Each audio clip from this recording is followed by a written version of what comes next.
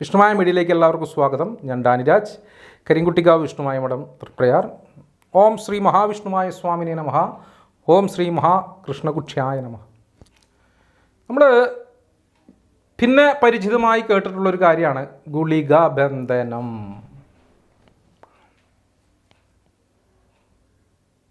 നമ്മുടെ ഇവിടുന്ന് വടക്കോട്ട് സഞ്ചരിച്ചു തുടങ്ങിയാൽ ഗുളികൻ ഒരു തറ കെട്ടി പന്തം കൊളുത്തി വെച്ചിട്ട് പൂജാതി കർമ്മങ്ങൾ കൊടുത്ത് നേദ്യം കൊടുത്തു പോകുന്നതായിട്ട് കാണാം. അപ്പോൾ ആരാണ് ഗുളികൻ? ചിന്തിക്കേണ്ടിയിരിക്കണോ? മഹാദേവൻ്റെ അംശമാണ് ഗുളികൻ. മഹാദേവനാൽ സൃഷ്ടിക്കപ്പെട്ടിട്ടുള്ള ഒരു ദേവൻ തന്നെ പറയാം. അതാണ് ഗുളികൻ. അല്ലേ? ദേവനെയല്ലേ നമ്മൾ ആചരിക്കാറ്.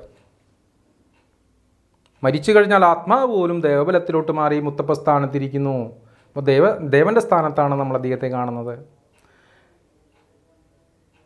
ആദ്യം നമ്മുടെ നാട്ടിലൊക്കെ ചെയ്യാന്ന് വെച്ചാൽ ഗുളികനെ ആവാഹിക്കുക, കൊണ്ടുപോയിട്ട് എവിടെയെങ്കിലും ഇരുത്താം. ആവാഹനം ഒരുപാട് ചിന്തിക്കേണ്ട ഒരു കാര്യമാണ് കേട്ടോ. അതിനെപ്പറ്റി ഇപ്പോൾ കൂടുതലായിട്ട് സംസാരിക്കാൻ ഇപ്പോൾ പറയുന്നില്ല. അതുകൊണ്ട് ആവാഹനത്തിനേക്കാളും കൂടുതൽ നല്ലത് അനുയോജ്യമാക്കി എടുക്കുന്നതാണെന്നാണ് എൻ്റെ വിശ്വാസം. അതുകൊണ്ടാണല്ലോ ഗുളികന് തറകെട്ടി വിളക്ക് വെച്ച് ആരാധിക്കുന്നത്, നേദ്യം കൊടുത്ത് ആരാധിക്കുന്നത്. ഞാൻ കണ്ണൂരിൽ നാൾ പോയപ്പോൾ തലശ്ശേരി ചമ്പാട് തെയ്യം കാണാൻ ഇപ്പോൾ അവിടെ ഗുളികൻ്റെ തെയ്യം കാണാനിടയായി. അവിടെ മഹാദേവ സങ്കല്പമാണ് ഗുളികനെ. എന്ത് ബലവാനാണ് അവിടുത്തെ ഗുളികൻ! എന്താണ് ചൈതന്യം! എത്ര പ്രാധാന്യമുള്ള ദേവനാണ് ആ നാട്ടിലൊക്കെ ഗുളികൻ. എത്രയോ നിഷ്കളങ്കരായ ജനങ്ങളാണ് അവിടെയുള്ളത്. എത്രയോ ഭക്തരാണ് അവിടെയുള്ളത്. നിഷ്കളങ്കരായ ഭക്തർ.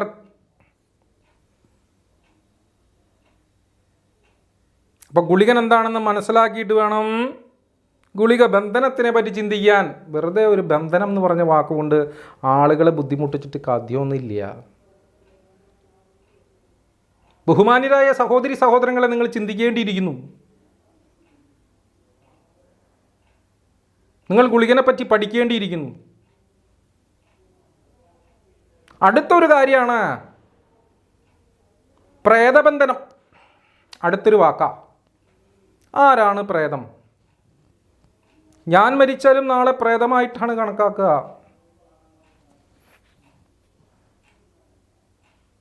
ഞാൻ പറയപ്പെടുന്നു ആത്മാവാണെന്ന്. ആത്മാവ് ഈശ്വരനിലേക്ക് ലയിക്കുന്നതും ഈശ്വര ചൈതന്യമുള്ള ഒരു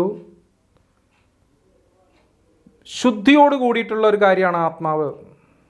ഈശ്വര തുല്യം. പണ്ട് മുതലേ, നൂറ്റാണ്ടുകൾക്ക് മുതലേ ആത്മാക്കളെ നമ്മൾ ആരാധിക്കുന്നുണ്ട്. ഓരോ കുടുംബത്തിലെയും പ്രാധാന്യമായ കർമ്മിയെ മുത്തപ്പ സ്ഥാനത്ത് വെച്ച് ആരാധിക്കുന്ന ഹൈന്ദവ തറവാടുകൾ ഇന്നും നിലനിൽക്കുന്നു. നൂറ്റാണ്ടുകളായിട്ട് നിലനിൽക്കുന്നു. ഉപാസകരായിട്ടുള്ള വ്യക്തികൾ മരിച്ചു കഴിഞ്ഞാൽ അദ്ദേഹത്തിൻ്റെ ആത്മാവിനെ ആ ദൈവിക ചൈതന്യത്തിലേക്ക് മാറ്റിയിട്ട് മുത്തപ്പനായിട്ട് ഇരുത്തുന്നു. എന്തുകൊണ്ട് പ്രേതം എന്ന് വിളിക്കുന്നില്ല അതിനെ?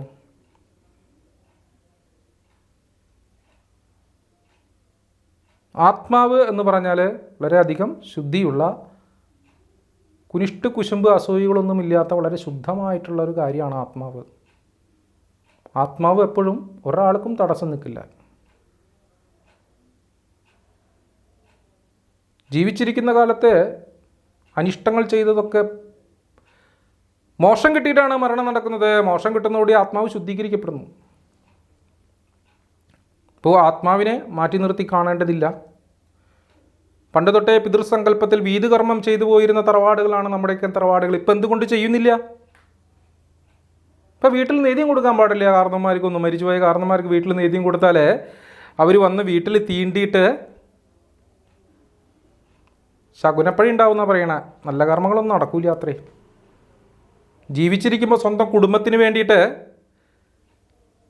അഹോരാത്രം ജോലി ചെയ്ത് സമ്പാദിച്ച് ആ സമ്പാദ്യത്തിൽ പിന്നെയും തലമുറ കഴിയുന്നുണ്ടായിരിക്കും. അവർ മരിച്ചു പോയി കഴിഞ്ഞാൽ വീട്ടിൽ വന്ന് അലോഹ്യം ഉണ്ടാക്കൂത്രേ.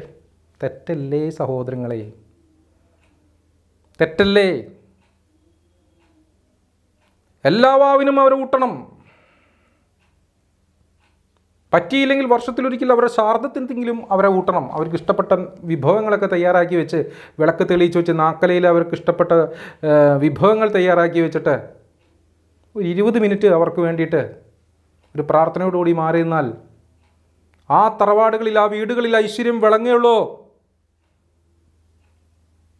അതുകൊണ്ട് തെറ്റിദ്ധാരണകളുടെ പിന്നാലെ പോകാതെ വ്യക്തമായിട്ട് ശാസ്ത്രത്തെ പഠിച്ചുകൊണ്ട് മുൻപോട്ട് പോയാൽ നമുക്ക് ഒന്നും കൂടി മുൻപോട്ട് സഞ്ചരിക്കാൻ കഴിയും.